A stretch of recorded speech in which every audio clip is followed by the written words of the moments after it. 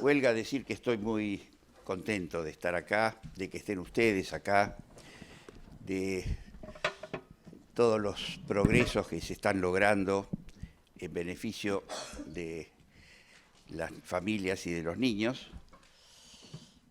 Y quisiera, antes de empezar, hacer una especie de prolongación de mi presentación. Ante acusaciones de misoginia recientes que se me hicieron, voy a hacer una breve aclaración. No soy machista, ni soy feminista, pero no tengo nada contra ni me creo por encima de las mujeres. Mi abuela decía, cada uno habla de la feria según como le fue en ella. Y aunque esto implica un error por pluralizar a un singular, ahora diré que tuve una madre excelente y amorosa. Estoy casado hace muchos años, con una mujer maravillosa y exitosa. Tengo 2 hijas mujeres excelentes personas, madres, cónyuges y profesionales.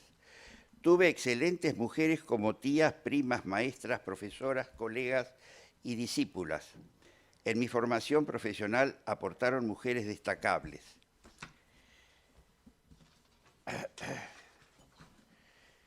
Creo que me fue bien en la feria. No me puedo quejar de las mujeres ni apañar a los malos hombres. Bueno, estamos acá para hablar sobre alienación parental. Si es que nos queda algo que no haya dicho Mauricio en su libro. Pero, bueno, cabría señalar, por ejemplo, que la alienación parental es un paradigma de la interdisciplina. Digamos que la interdisciplina jurídico-psicológica o psicojurídica empezó por la psicología, se metió en el derecho a través del divorcio y yo diría que cuando la interdisciplina es acción de sanación, el juzgado es como el quirófano, donde es deseable la reparación y no la mutilación. Creo que por eso estamos aquí. Ahora cabe comentar la obra de Mauricio Miraghi. En principio, bueno, resulta difícil decir algo que no haya dicho en el prólogo, que ustedes verán cuando lo lean, o si lo han leído, que me refiero allí al doctor Miraghi. Hacía falta un libro importante sobre alienación parental hecho por un jurista. En realidad, la alienación parental generó publicaciones predominantemente por parte de psicólogos, psiquiatras, asistentes sociales, en fin.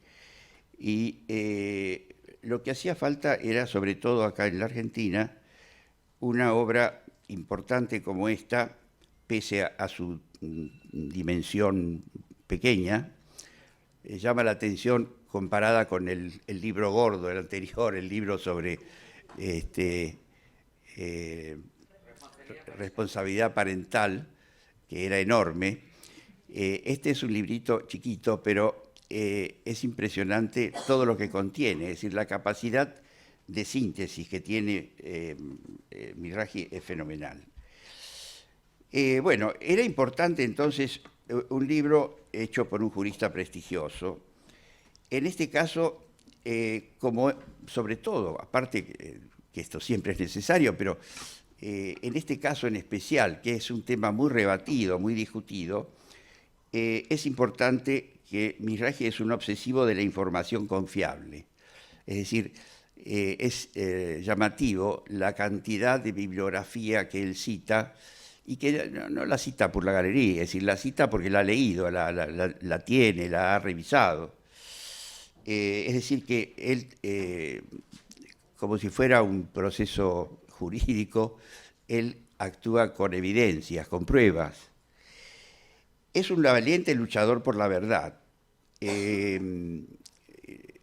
hay un detalle que para mí me resulta significativo, y es que de alguna manera enaltece o rescata el nombre de Richard Gardner, que ha sido vilipendiado, denigrado, ha sufrido toda clase de ataques, porque se metió con algo que era intocable para ciertos grupos sociales, como es el tema del abuso sexual, que era una especie de marca registrada de la que nadie más que ese grupo podía atreverse a utilizar.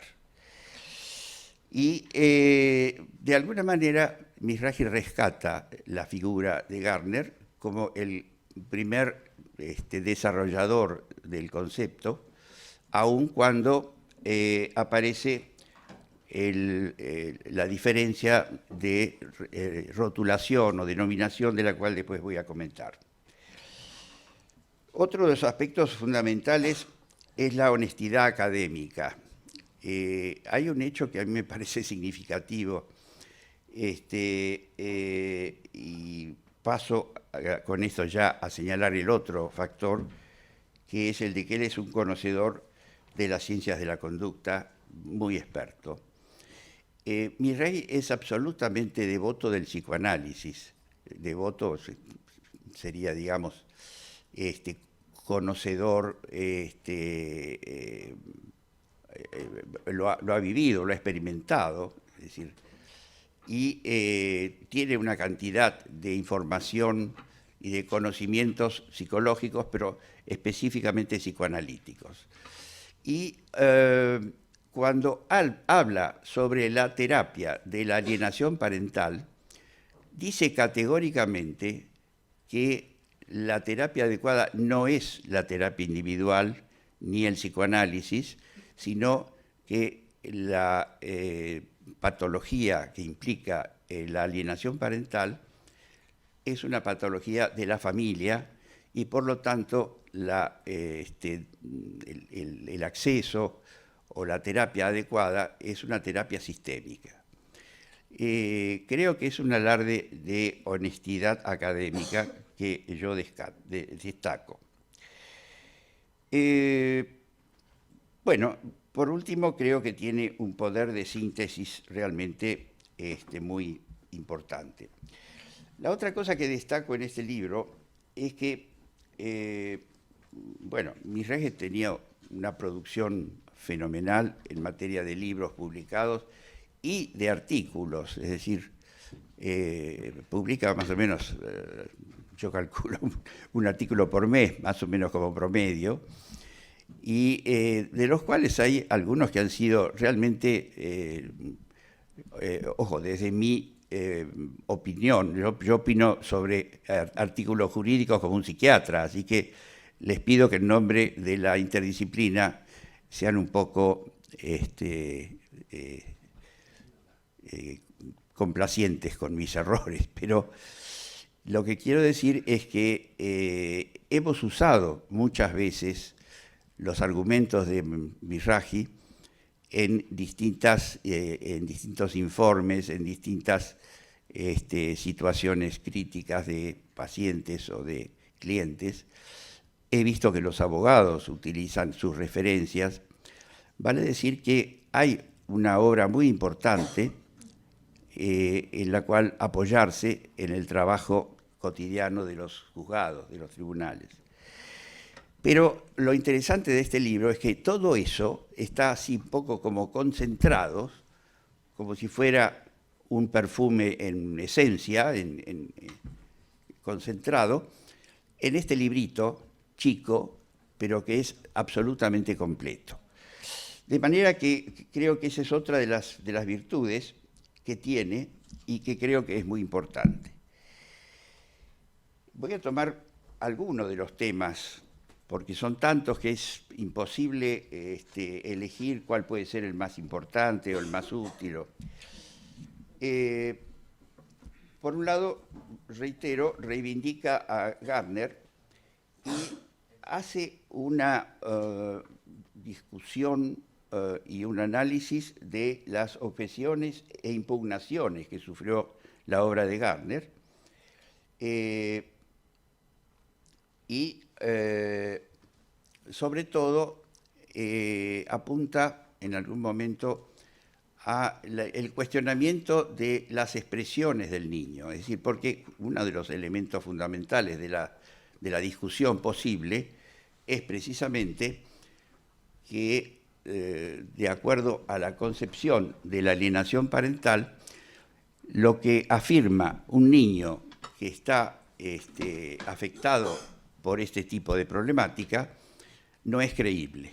Es decir, que aquello de que hay que escuchar al niño y de que el niño es sagrado y que muchos decían, yo creo que ya no se animan tanto a decir que los niños nunca mienten, lo cual es una aberración de la psicología evolutiva, porque sería negar la fantasía. Es decir, no es que los chicos mientan, sino que los chicos no dicen la verdad, que tal vez sea parecido, pero no es exactamente igual.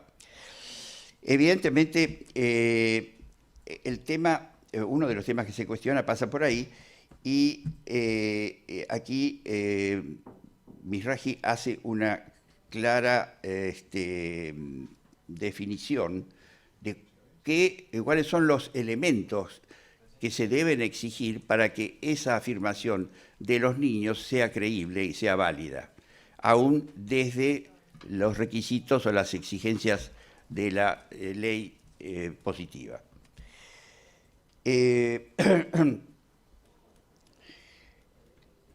Hay una clara definición de qué es y qué no es alienación parental, porque, bueno, otra de las críticas o de los ataques al concepto de alienación parental es que está hecho para encubrir violencias o abusos cometidas por el progenitor alienado al niño. Bueno, esto siempre se planteó, pero vale la pena repetirlo y reiterarlo, aunque sea hasta el cansancio, de que cuando existen realmente acciones inaceptables del progenitor alienado, no se trata de alienación parental, es decir, la conducta del niño no es una conducta patológica ni es una conducta de alienación parental, sino que es una legítima conducta defensiva de un progenitor que es de alguna manera peligroso o agresivo o dañino para ese niño.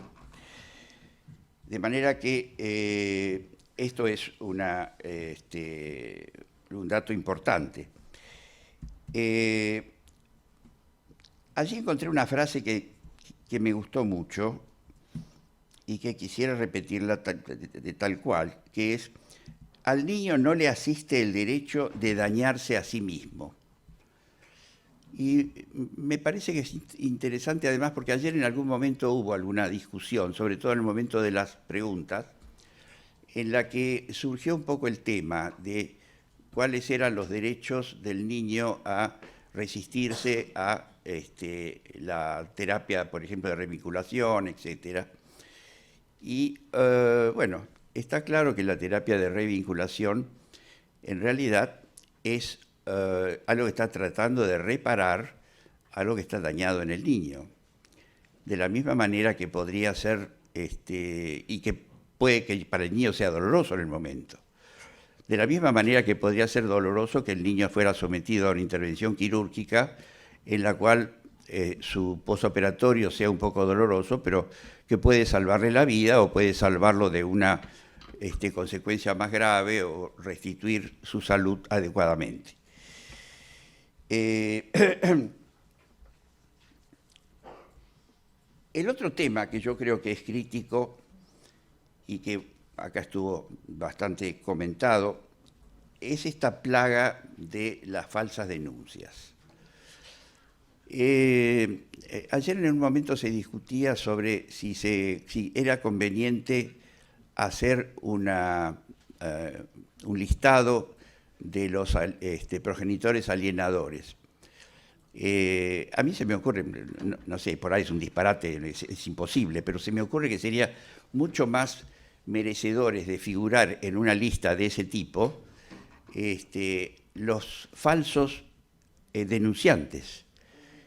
Y hay algunos progenitores que son denunciantes seriales, que empiezan con una denuncia de violencia y terminan con una denuncia de abuso sexual. Es decir, que van en una escalada sumando y aumentando el tenor de la violencia denunciada hasta llegar al abuso sexual. Es decir, siempre en función de la respuesta, ¿no? Es decir, cuando denuncian y tienen siempre una primera respuesta, pero cuando va terminando el plazo, reiteran y entonces, bueno, pueden pasar dos cosas, que se vuelva a hacer otro plazo o que el juez no quiera seguir prorrogando eso. Y entonces ahí es cuando aparece la segunda denuncia, que ya es más intensa, y así hasta que se llega a la amenaza, digamos, entre comillas, de una terapia de revinculación. Porque obviamente la primera denuncia sirvió para desvincular. Ese es otro de los temas, y que lo trae también Mizrahi en su libro. Es decir, siempre hablamos de desvinculación, pero nunca hablamos de, hablamos de revinculación y muy poco hablamos de desvinculación. Y el problema empieza con la desvinculación, porque si no hubiera habido desvinculación, obviamente no haría falta una revinculación. Entonces, bueno, yo creo que acá hay que tener en cuenta una serie de factores.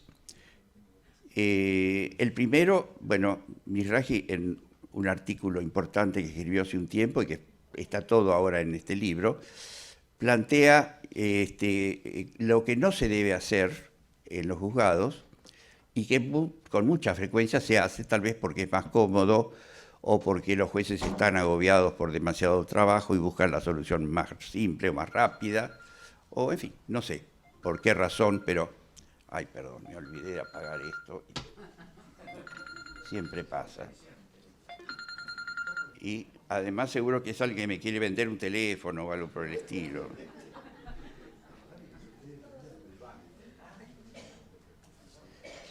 Bueno, solucionado. Decía entonces que hay una metodología que está claramente denunciada en la obra de Mizrahi, que es esto de el apuro, es decir, la medida cautelar en la cual se cumple con el apuro, se cumple con el peligro en la demora, pero no se cumple absolutamente nada con respecto a la verosimilitud. Es decir, está bien que no hace falta de entrada ver o discutir la verosimilitud. A mí se me ocurre poner la metáfora de un auxilio médico. Es decir, yo siempre pienso en metáforas médicas porque soy médico y no lo puedo negar de ninguna manera. A mí se me ocurre que ante una persona que tiene un fuerte dolor precordial y viene un médico de auxilio en una ambulancia y el médico piensa que puede tener un infarto de miocardio, en el que ustedes saben que la atención urgente es decisiva, ante la duda lo lleva al hospital o a un centro médico adecuado. Carlos. Ahora, una vez que está en ese centro médico, habrá metodología, Carlos, habrá técnicos, habrá aparatos, habrá instrumentos. Carlos, ¿Sí? tenés que ir redondeando de a poquito. ¿Ya? De a poquito ando redondeando. Bueno. Y en ese caso, probablemente allá se pondrá en duda el diagnóstico presuntivo del médico de auxilio y se definirá si realmente estaba justificada la medida de urgencia o lo mandan de vuelta a su casa porque no hay nada más que un gas. Es decir, la situación entonces es bastante importante y acá aparece otro elemento del que no quiero apartarme, que es el concepto de la inducción. de cómo un niño puede tener aprendizajes y ser inducido no solamente por el progenitor alienador, sino también por todos los episodios que genera una falsa denuncia, de tal manera que ese niño termina creyendo e instalando una falsa memoria de que esa falsa denuncia es cierta. Es decir, que todo ese relato que constituye la falsa denuncia no es falso, sino que es una realidad. Aunque él sabe perfectamente o supo en su momento que eso no era cierto, deja de tener ese conocimiento y termina creyendo a pie juntillas que eso fue cierto. Lo grave es que cuando un niño cree que un abuso fue cierto, va a tener todas las consecuencias nefastas que tiene un verdadero abuso. Y esto es muy importante que lo tengamos claro.